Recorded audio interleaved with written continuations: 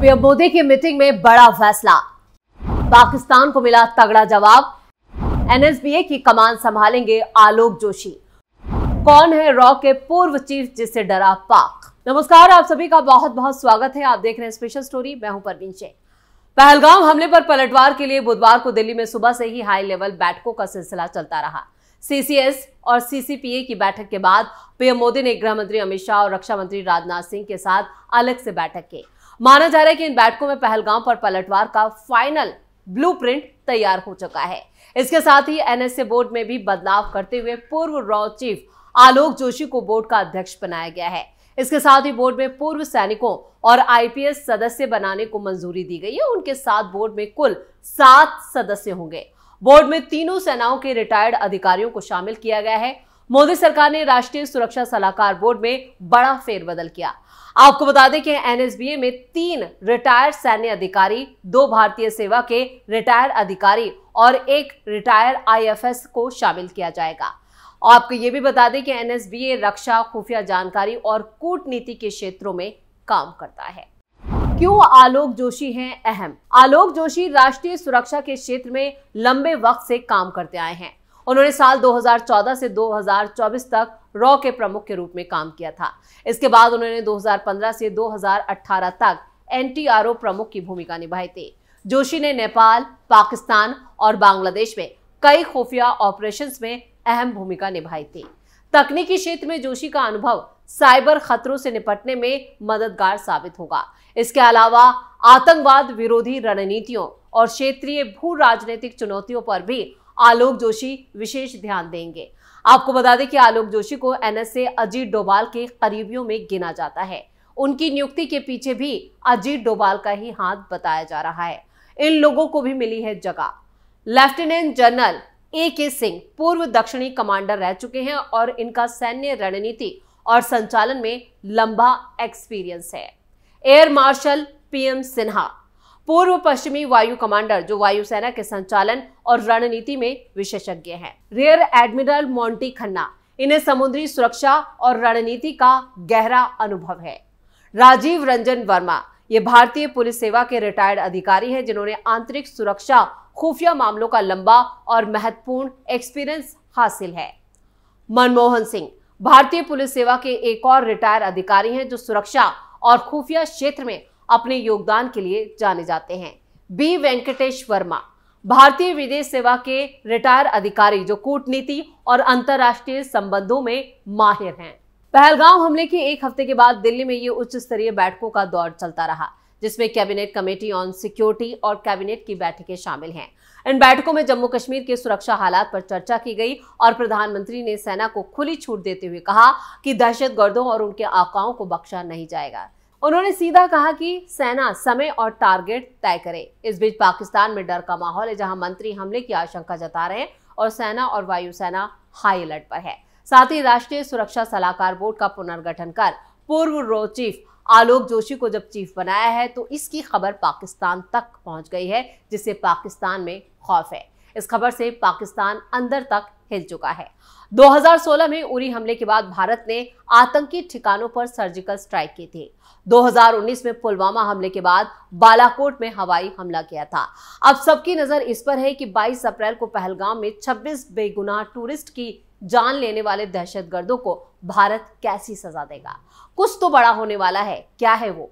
भारत के पास हथियार हैं, ताकत है कि वो जो चाहे कर सकता है। पाकिस्तान ने शिमला समझौते को तोड़ दिया है, जिसे भारत के लिए POK में घुसने और उसे वापस लेने का रास्ता खुल गया है। ये नरेंद्र मोदी का ऐतिहासिक कदम हो सकता है, जैसे इंदिरा गांधी ने पाकिस्तान को तोड़ा था, उसके 2 टुकड़े किए थे।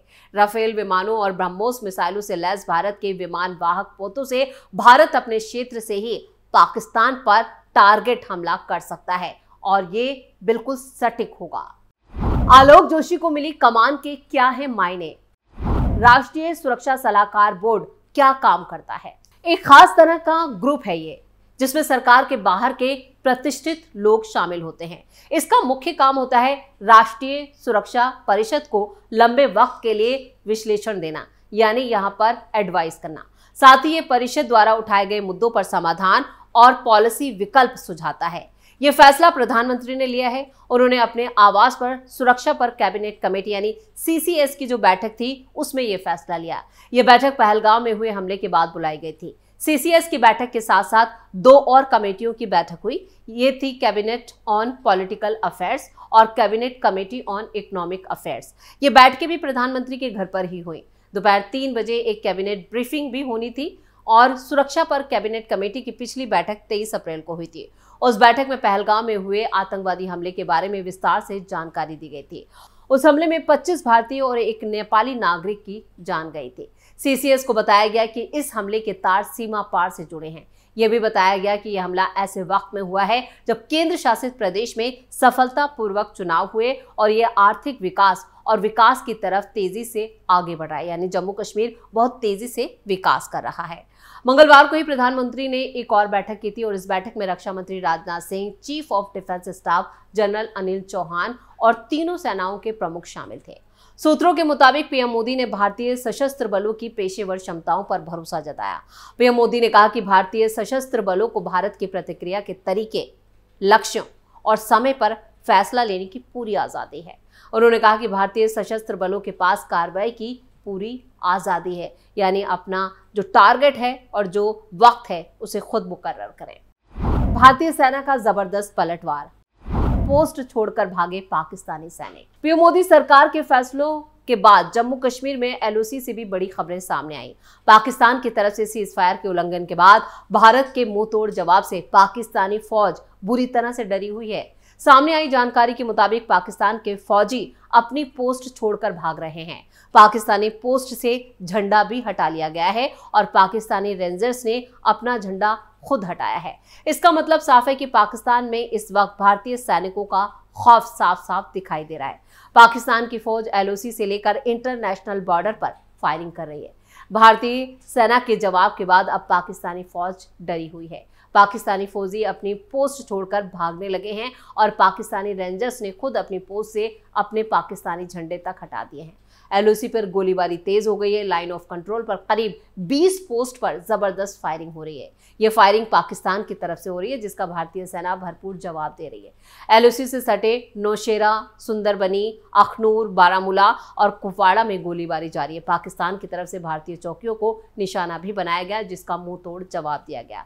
भारतीय सेना पाकिस्तानी सेना की तरफ से की जा रही गोलीबारी का बराबर जवाब दे रही है। पाकिस्तान को यह भी डर सता रहा है कि भारत जल्द ही एयर स्ट्राइक कर सकता है। पाकिस्तान ने 2 मई की तारीख तक अब तक इस्लामाबाद और लाहौर पर नो टू एयरमैन यानी नोटेम इशू कर दिया है। इसके मुताबिक अब ये नो फ्लाई जोन होगा और जहां पर कोई भी एयरक्राफ्ट फ्लाइट नहीं करेगा। ये खौफ दिखाता है पाकिस्तान किस कदर डरा हुआ है।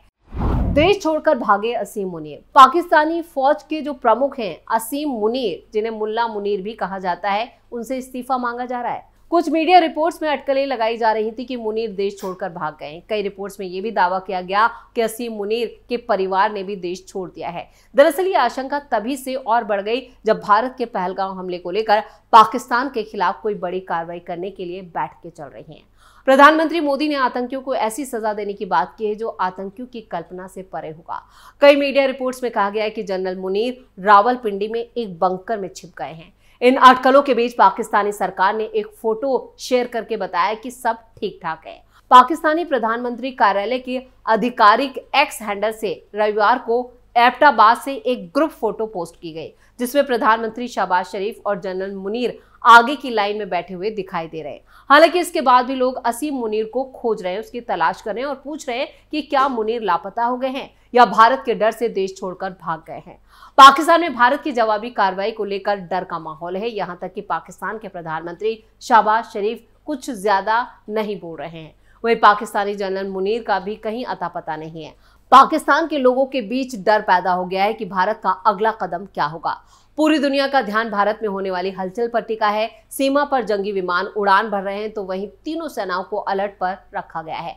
मुनीर और उनके लोग पाकिस्तान के चारों प्रांतों में निशाने पर हैं। बलूचिस्तान में बलूच विद्रोही उन पर भारी पड़ रहे हैं और खैबर पख्तूनवा में तहरीके तालिबान पाकिस्तान या TTP मनमाने ढंग से हमले कर रहा है।